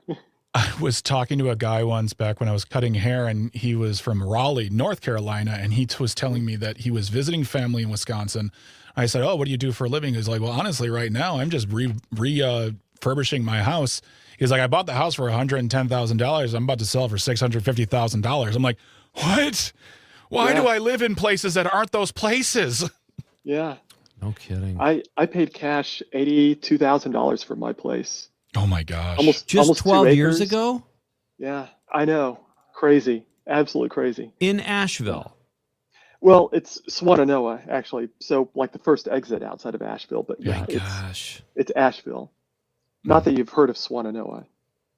I have not, but You that have sound like my Aunt Trish and her boyfriend Elliot moved there. He's an artist. I know there's a lot of them in Asheville, but they moved there right before all the flooding a couple years ago, and they were like, "Whoa." Yeah, it'll be 2 years in September. Okay, yeah, seems. Oh right. wow, yeah, crazy. How's the app doing? Good question. I just got my Apple Analytics, 10,000 sessions from Apple, give or take, roughly the same thing from Android. 542 new users this week. Wow, nice. Yeah. Well, get ready to get 544 new users. Right. Not 544 more.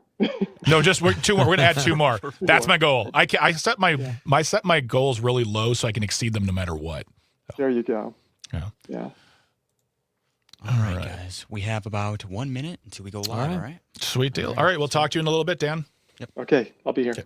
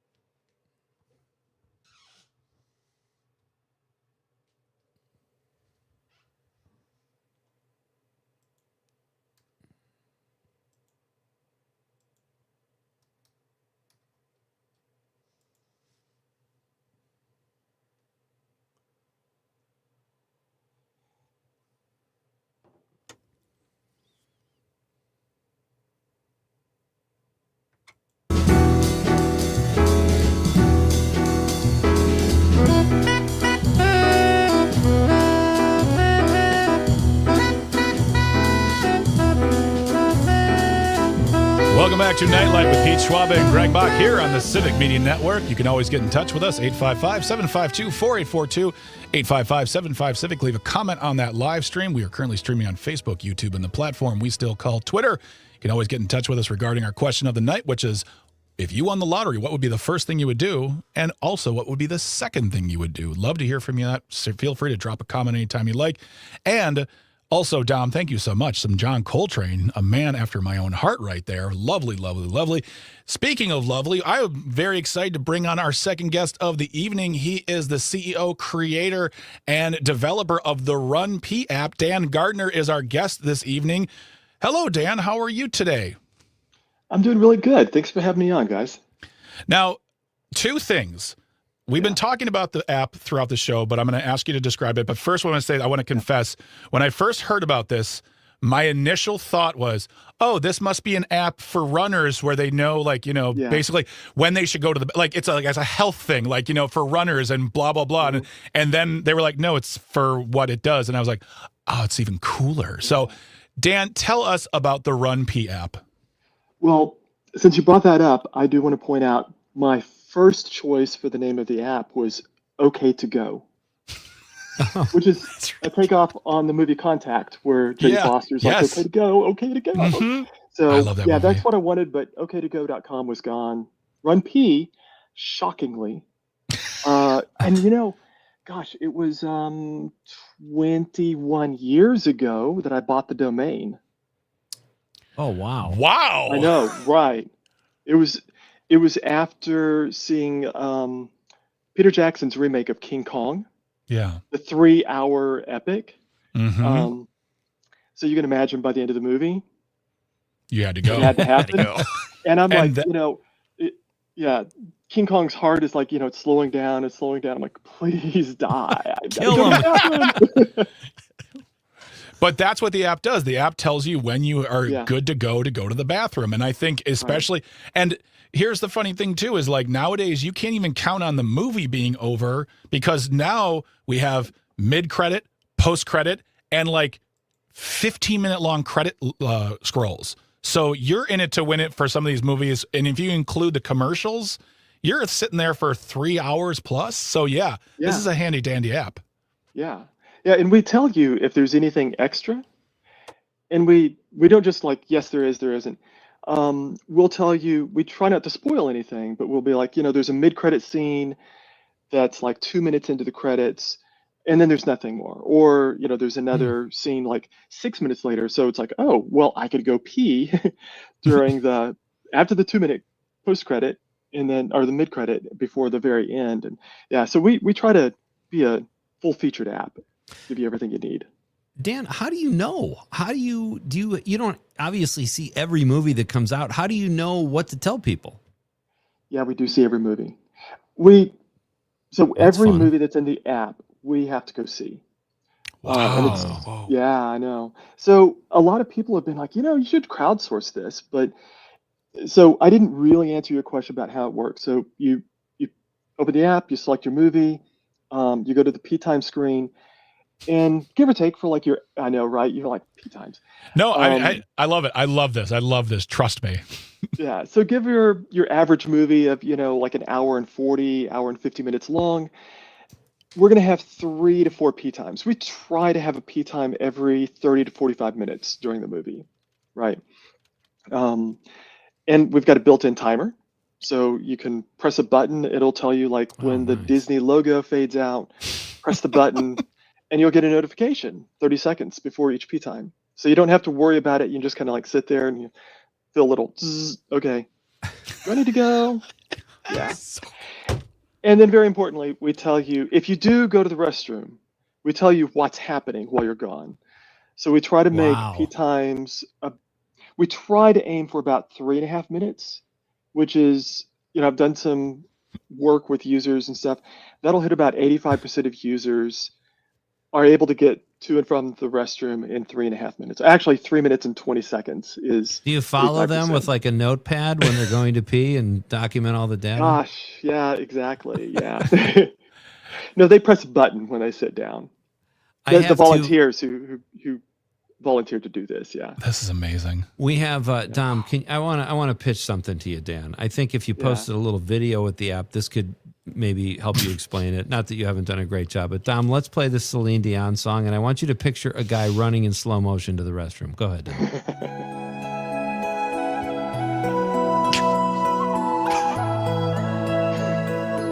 Just consider it, Dan.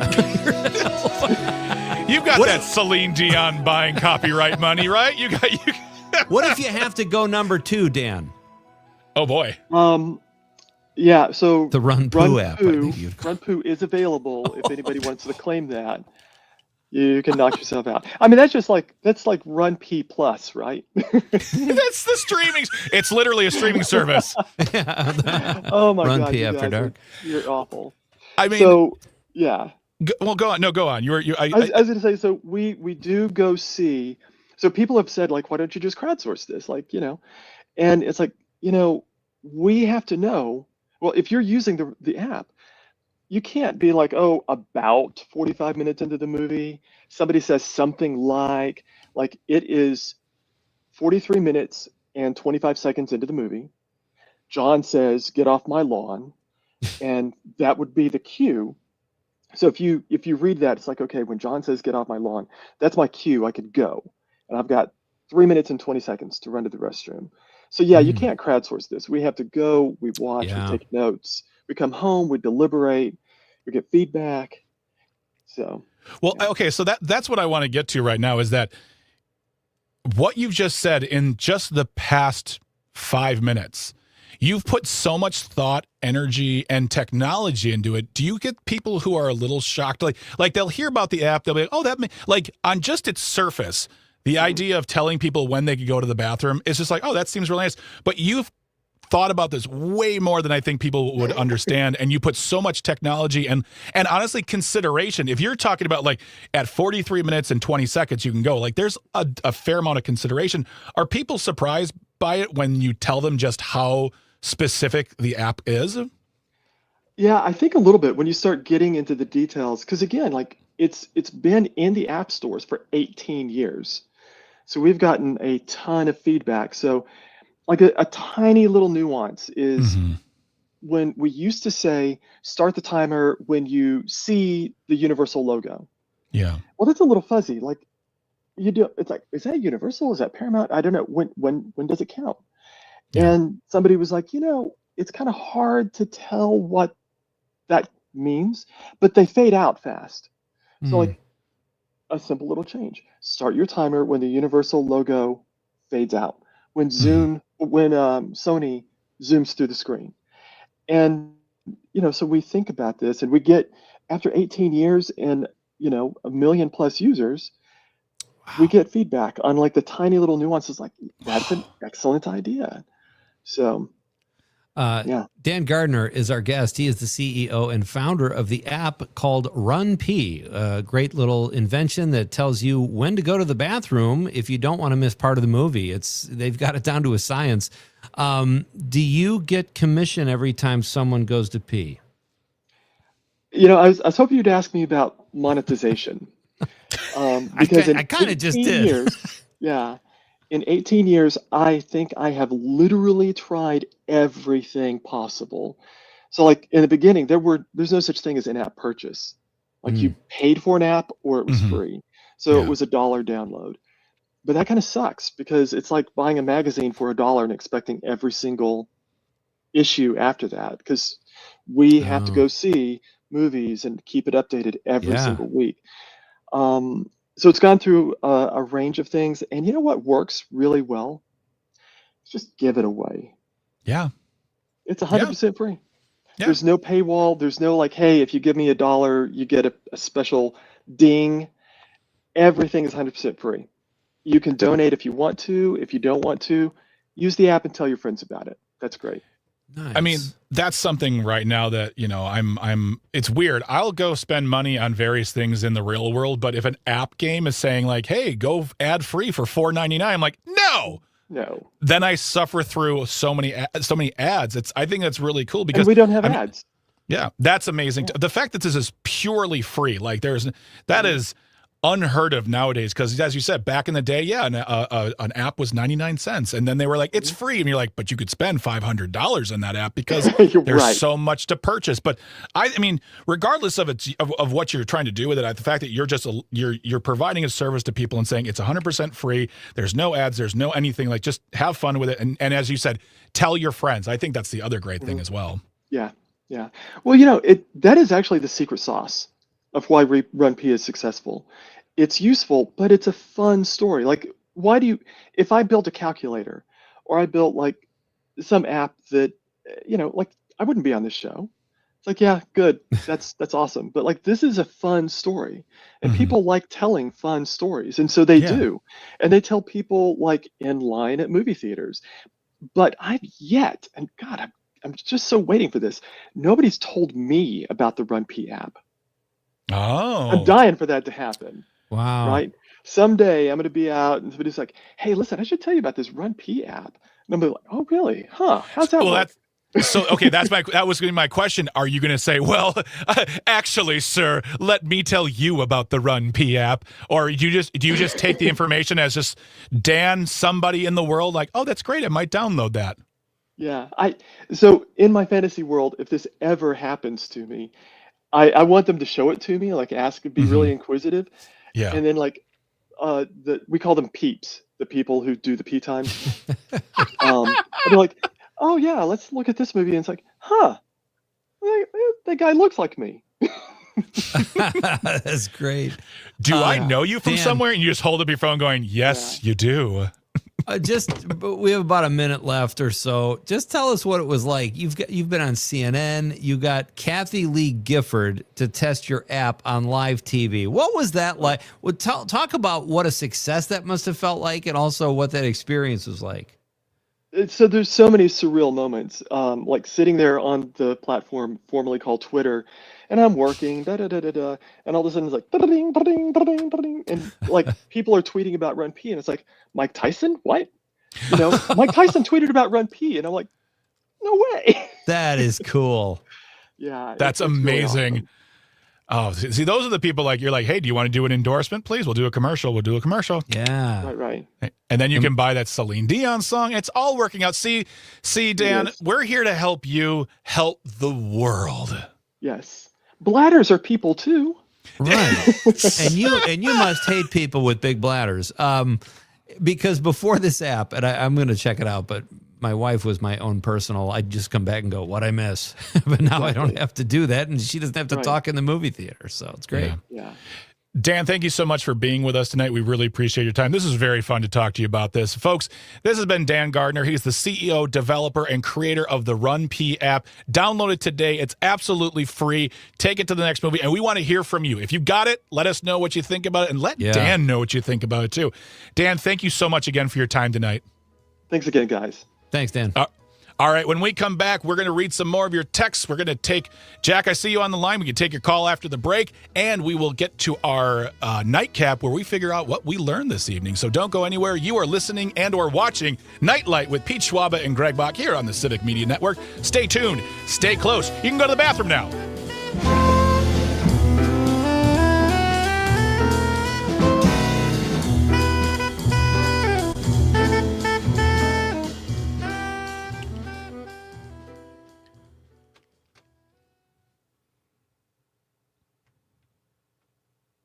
Oh, rats. He left. He's gone. What does that mean? We can't use it? We can. No, we can. can. Yeah, no, we yeah, still can. Yeah. All right. Well, we'll come back. I will throw really quick to Jack and Dom. Yeah. And then we'll go right to Pete. You said you had some comments left on the Facebook still? Yeah, I got like 3 or 4. Yeah. Okay, so we'll go right. I'll go right from. I'll go do Jack. Well, then we'll go to Pete, then Dom, and then we'll wrap it up. Jack, Pete, Dom, wrap it up. Gotcha. All right, 2 minutes.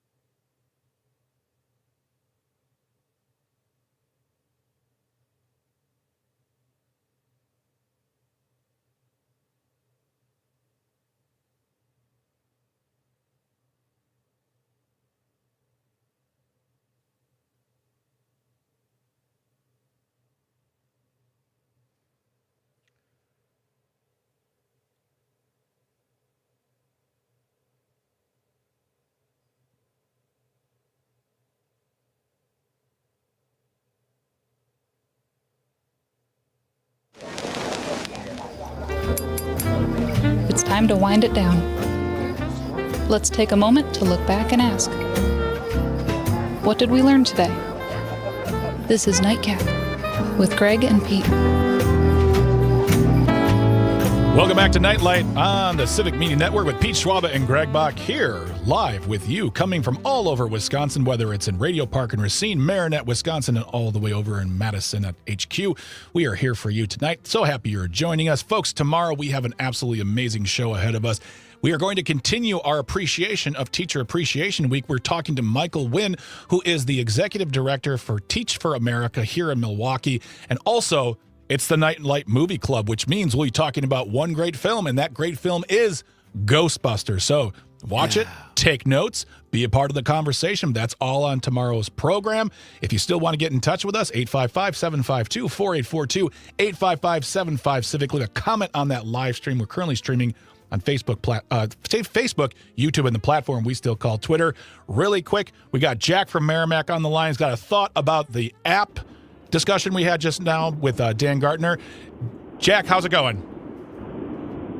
Just great. Now, Dan's approach to his app sounded very much like something from the early days of computing, way back in those dark ages. And there was a thing called shareware.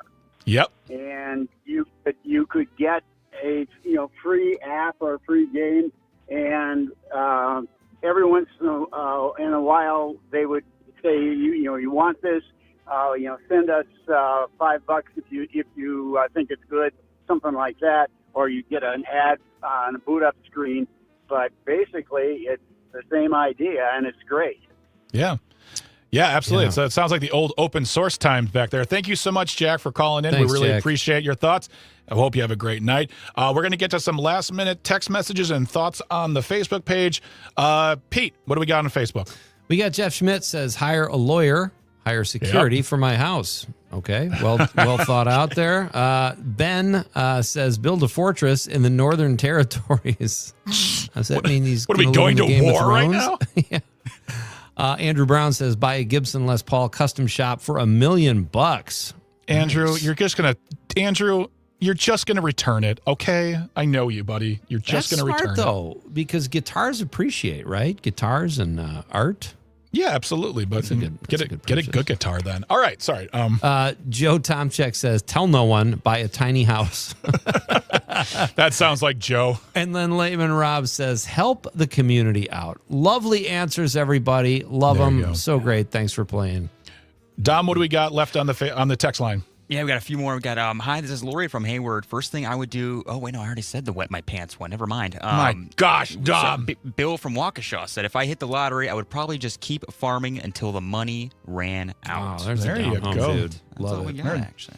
And then I got a couple here on Facebook. My friend Denisha said I would go to part-time, then pay off a bunch of debt. Denisha, we're talking to Billy here. How You much don't go debt does she part-time. have?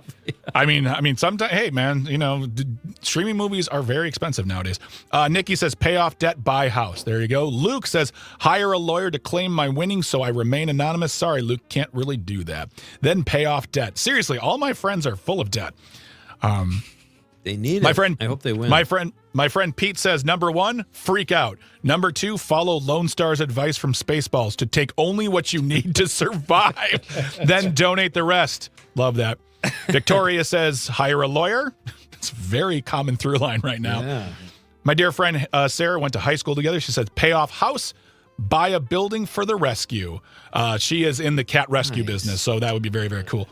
A friend of mine from work, my old job, said, Trista said, I would adopt as many kids and dogs that I can. I already know the U.S. government will take away what they can. Oh, that's not. Well, if you're worth a Billy, no, you get to do whatever you want, apparently.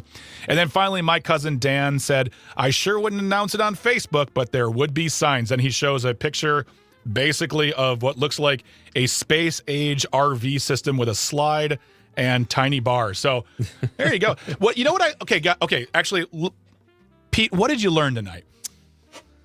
I learned we have a lot of really good-hearted people listening to the show. These answers were great for the question of the night. And I also learned, Greg, you brought this question. I've asked a lottery question before. I love the second part of this. What's the second thing you would do? It just opened it up even more and gave us insight into listeners and what they would do. I thought it was great. Yeah. Dom, what did you learn? I learned all about the Run Pee app. I had no idea that was a real thing, and now I do, and now I'm going to utilize it a lot. So. Dom, you know it's about going to the bathroom during the movie, not running while peeing, right? Right. Yeah. Okay, just making sure. Home. God, I got to write that down. The youngsters, they don't listen to us old folks talk about the way things used to be. You know, it's kind of how, some extremely late 20s. Come on. I don't disagree with you, Pete. I feel the same way. I feel like we heard a lot of generosity. We heard a lot of people who want to help others, who want to help their families, but also, and that's why I threw the second part in, because I feel like if you said, what would you do? I think a lot of folks would say, pay off debt and all that stuff. But when you got a second part, then they start thinking about, what would I do for me? Yeah. Because you can. There's nothing wrong with spending a little money on yourself if you won that much money. But yes, the generosity in all these answers and the comedy in all these answers have been fantastic. Mm-hmm. I've got one more here from our pal Chuck Gennaro on Facebook. Says, recover from the heart attack. Have a nice lunch with what's left. A little healthcare jab there. I love it. That was great, Chuck. That was a good one there. That was a good one there. All right, folks. On behalf of Pete, as always, we want to thank Dominic. We want to thank Tucker Engineering and Traffic for all the work they do. Because of them, these microphones turn on, and that's a very important part of the job. Everybody who called, texted, got on the live stream, got in contact with us, thank you so very, very much. Without you, there is absolutely no us. Remember, tomorrow we're talking to Michael Wynn, Executive Director at Teach for America Milwaukee, and it's the Nite Lite Movie Club starring Ghostbusters. So watch the movie for the umpteenth time, or maybe for the first time, and join us then, because we'll be back same bat time, same bat network, here, Nite Lite with Pete Schwaba and Greg Bach. Pete, say good night to the people. Good night, Wisconsin.